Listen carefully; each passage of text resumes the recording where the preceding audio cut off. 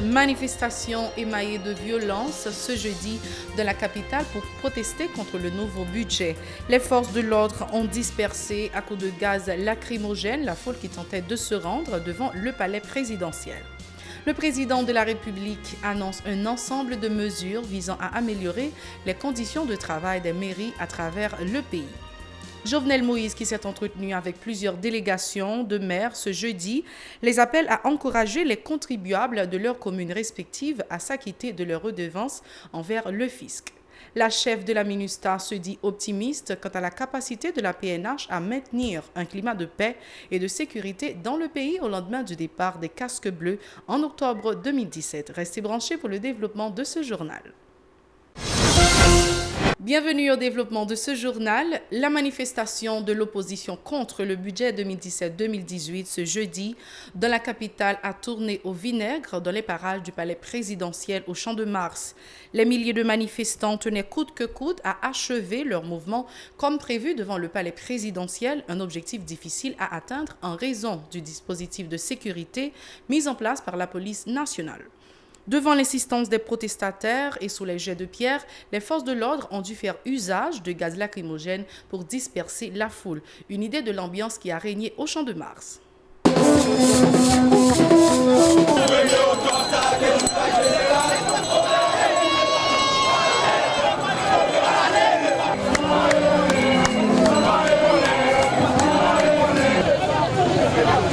Il faut dire qu'au moins 2 parlementaires en fonction étaient remarqués parmi les manifestants. Le sénateur de l'Ouest, Antonio Cherami, élu sous la bannière de la plateforme Vérité, et le député Printemps, Bélisaire, de tendance Lavalas. Antonio Cherami a été évacué par les forces de l'ordre avant que la situation dégénère. Les manifestants étaient plusieurs milliers à gagner les rues de la capitale, toujours dans l'objectif d'obtenir le retrait de la loi de finances 2017-2018, dont la mise en application est annoncée au 1er octobre prochain par le chef de l'exécutif.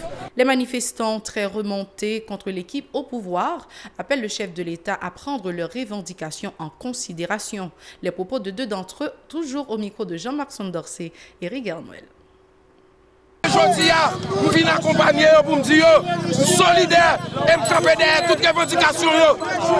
C'est pour nous changer un système qui depuis 200 ans continue à arranger pour la population et mettre sur sa population. Nous disons, nous jusqu'au bout, nous accompagner la population, la revendication.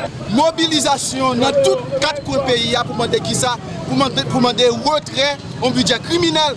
Et que taxes, un ensemble de taxes, c'est sur 2 populations qui sont déjà vulnérables, vivent dans une situation de vulnérabilité. C'est sur eux de décider de prendre.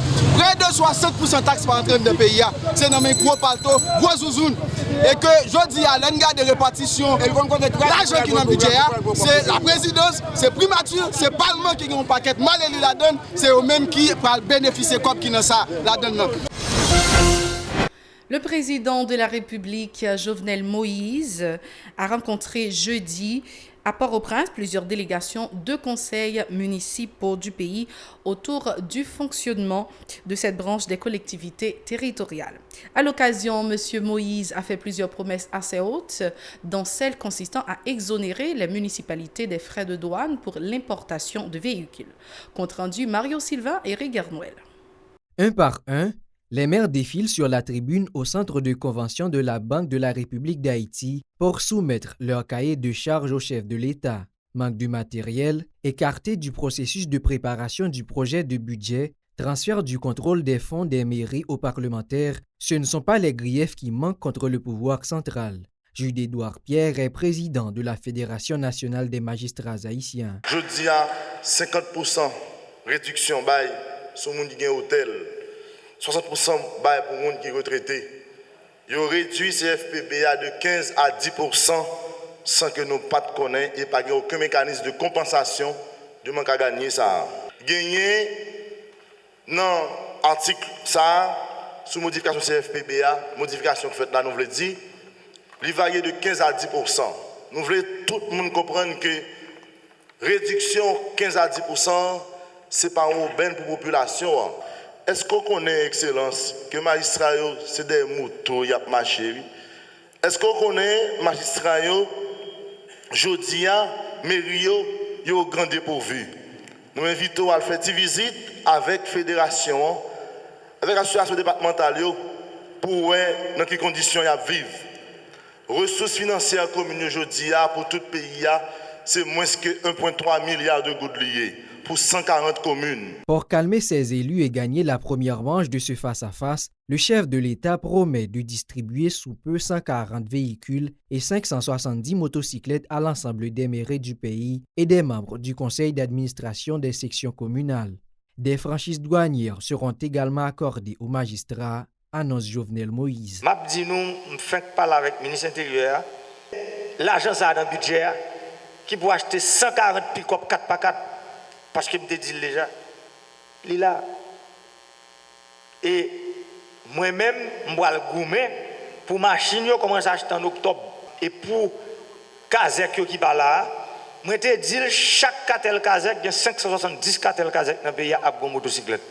Dans le budget, il y a pour acheter 570 motocyclettes. Le ministre de Planification et de la Coopération externe pose la cerise sur le gâteau en annonçant que les fonds de développement et d'aménagement du territoire sont déjà disponibles. Aviole-Fleurant invite les concernés à remplir les formalités nécessaires en vue d'y avoir accès. Recevoir instruction formelle du président de la République, d'abord pour garantir et sécuriser fonds ça malgré l'annualité du 30 septembre. Je suis avec collègue ministre Finance depuis plus de 2 mois sous instruction président, comme ça lui garantit. Oui. Et jeudi, hier, ministre Finance a fini de travail à 3h du matin, c'est notamment sur les fonds locaux de développement et d'aménagement du territoire. Il n'y a pas les fonds communaux, il y a les fonds locaux. Cette rencontre intervient quelques jours après la grève de plusieurs dizaines de mairies du pays, notamment dans le Grand Nord, contre le budget 2017-2018. Le président de la République, Jovenel Moïse, a exhorté jeudi tous les contribuables à s'acquitter de leurs redevances fiscales en vue de permettre à l'équipe au pouvoir de respecter ses engagements. S'exprimant lors de sa rencontre avec les maires, M. Moïse a insisté sur la nécessité pour ces derniers de mettre en place des dispositions pouvant encourager les citoyens à payer leurs impôts. Les déclarations de Jovenel Moïse au micro de Mario Sylvain et Rigard Noël. Comment vous voulez pour moun yo, y a demandé toute qualité bagaille et puis nous même moun yo pas jamais yo refusé payer nous. Elle dit moi-même moi crois que nous parler d'un pile droit là que nous gagnons mais ça c'est devoir nous pour nous aller l'argent. C'est devoir chaque magistrat qui l'a, chaque cartel municipal qui l'a, c'est devoir nous pour nous aller cob là dans main contribuable yo. Et moi entendez nous parler de 10%. 10% ministre finance li saute bail une explication mais l'autre problème qui est corruption là par exemple c'est le cas là pour 24 000 gouttes ou payer 15% à partir de 24 000 gouttes 21 600 gouttes ou payer 15% et puis moun qui là qui pour faire évaluation tout cas yo toujours vaut 20 000 gouttes je pas jamais vaut 21 600 ça veut dire vaut en bas 21 600 so pas qui c'est on y a là m'pa dans Port-au-Prince pour moun da di m'gon ka louer puis bon marché que 25 000 gouttes a dit tout monde on a 10%. Autre actualité, la représentante spéciale du secrétaire général de l'ONU en Haïti, Sandra Honoré, se dit optimiste quant à la capacité de la PNH à maintenir un climat de paix et de sécurité dans le pays au lendemain du départ des casques bleus. La diplomate intervenait en marge de la cérémonie d'inauguration de la statue de la paix à l'école de police Afrères ce jeudi. Elle a rappelé que les contingents de la MINUSTAH seront remplacés par des policiers dans le cadre de la nouvelle mission. Écoutons-la au micro de Nancy Constant et David Mercius. Par cette cérémonie, nous entendons remplir d'une part un devoir symbolique dans le continuum de la commémoration de la Journée internationale de la paix, célébrée le 21 septembre dernier, et d'autre part rendre un hommage appuyé et encourager les efforts déployés par les Haïtiens et les Haïtiennes avec le soutien de la communauté internationale pour la promotion de la paix, le renforcement des institutions et de la stabilité. Le thème pour la célébration de la Journée internationale de la paix cette année ensemble pour la paix, respect, dignité et sécurité pour tous, conformément à son mandat et depuis son déploiement il y a de cela 13 années, la MINUSTAH a œuvré en étroite collaboration avec tous les acteurs concernés à restaurer la paix, étendre l'autorité de l'État là où elle était déficiente et à créer un environnement sûr et stable dans lequel le processus politique et constitutionnel visant au rétablissement des institutions et à leur consolidation puisse se dérouler sereinement. Aujourd'hui, Haïti connaît une situation sécuritaire bien meilleure, avec d'une part une forte réduction de la violence perpétrée à l'époque par des gangs armés et d'autre part un renforcement significatif de la police nationale d'Haïti, désormais professionnalisée avec un effectif de 14 000 policiers, dont 9,5% de femmes. La police nationale désormais démontre pleinement sa capacité accrue à planifier et à exécuter des opérations complexes, y inclut la sécurisation des élections et le maintien de l'ordre, tout en accomplissant ses tâches de routine pour la sécurité publique et la lutte contre le crime. La chef de la MINUSTAH, Sandra Honoré, a dressé un bilan positif des réalisations de la mission onusienne au cours de ces 13 dernières années dans le pays. Selon Mme Honoré, la MINUSTAH a particulièrement contribué à l'instauration d'un climat de paix dans le pays et au renforcement de certaines institutions publiques dans le cadre des efforts visant l'instauration d'un état de droit en Haïti. Sandra Honoré. La promotion de la paix et le renforcement des institutions et de la stabilité ne peuvent suffire à créer le cadre de paix auquel tous et chacun aspirent et doivent être soutenus par le respect de l'état de droit et la protection des droits de l'homme en général et en particulier la lutte contre la violence sous toutes ses formes. Pour ce faire, la MINUSTAH, en appui aux acteurs nationaux et internationaux, a contribué au renforcement des capacités des institutions de l'État, jouant un rôle critique dans le domaine de la reddition des comptes et donc dans la mise en conformité du pays avec les exigences de l'état de droit et de la protection des droits de l'homme. En ce qui concerne l'indépendance du pouvoir judiciaire, 3 lois adoptées en 2007 régulent aujourd'hui le statut de la magistrature ainsi que la gestion et le fonctionnement du système judiciaire et de l'école de la magistrature. Depuis 4 ans déjà, la campagne On choisit la paix, violence a détruit la vie nous, fait la promotion de la non-violence par le biais de la créativité, du dialogue et du vivre ensemble par la musique, le théâtre, des sports, des arts graphiques, de la danse et du chant. Le mandat de la MINUSTAH touche à sa fin. La mission qui la suivra, la mission des Nations Unies pour l'appui à la justice en Haïti, va continuer de soutenir l'État pour le renforcement de l'état de droit, le développement de la police nationale d'Haïti et le suivi des droits de l'homme. C'est cet engagement pour la paix et le refus de la violence armée qui traverse aussi la statue On choisit la paix. La mission des Nations Unies pour la stabilisation en Haïti, MINUSTAH, en concertation avec la police nationale d'Haïti, a inauguré jeudi une statue de la paix au local de l'école de police sur la route de Frères. Une réalisation visant la promotion de la lutte contre les actes de violence dans le pays. Le commandant en chef de la PNH, Michel-Ange Gédéon, la protectrice du citoyen Florence Elie et la chargée d'affaires américaine Robin Diallo ont pris part à la cérémonie. Suivez le compte-rendu de Nancy Constant et Rigard Noël. En forme d'ange et réalisée à l'aide de débris d'armes utilisés pour attaquer des policiers, la statue de la paix s'installe majestueusement au local de l'académie de police à Frères-Pétionville.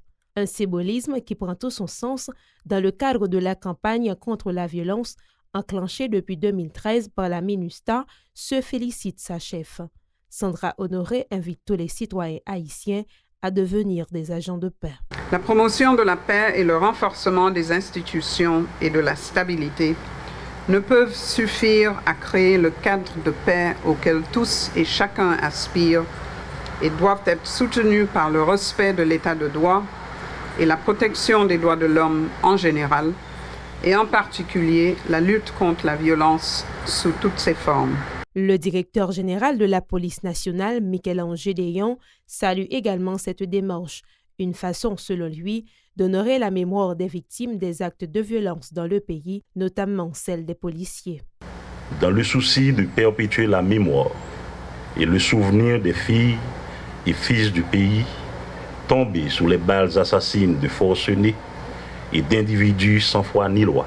Une statue est érigée et implémentée ici. Elle est baptisée Statue de la paix.